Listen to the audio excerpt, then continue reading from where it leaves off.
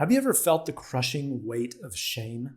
Not just guilt for something that you've done, but fear of exposure and a fear that if people really knew you, then they would certainly reject you. I think we all have. And in John chapter 8, we met a woman caught in adultery who certainly had felt that way.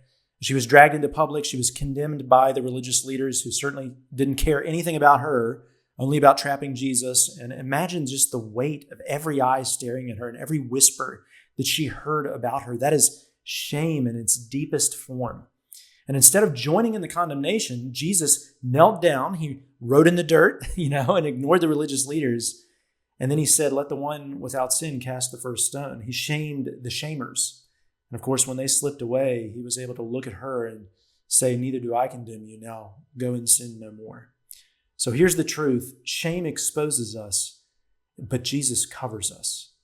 That's the gospel that we believe as Christians. We all know what it feels like to hide in the dark, whether it's because we failed in some way or broken a relationship that we blame ourselves for, or a secret that we hope that nobody ever finds out about us. Shame whispers, you're worthless.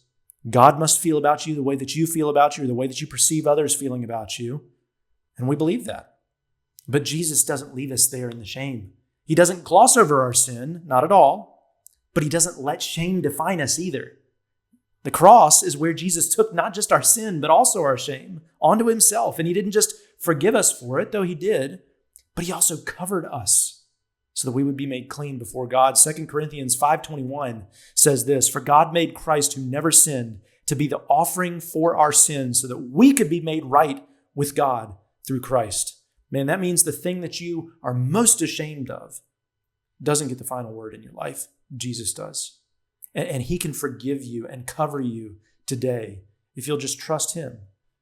So let me ask you, Christian, what shame are you still carrying in your life that Jesus has already covered, that you need to release to him? Don't let shame define you today. Let Jesus define you in his gospel. And he says, neither do I condemn you. Now go and sin no more. So go walk in the freedom of his glorious light. I hope this helps you as you seek to follow Jesus more faithfully this week. Love y'all.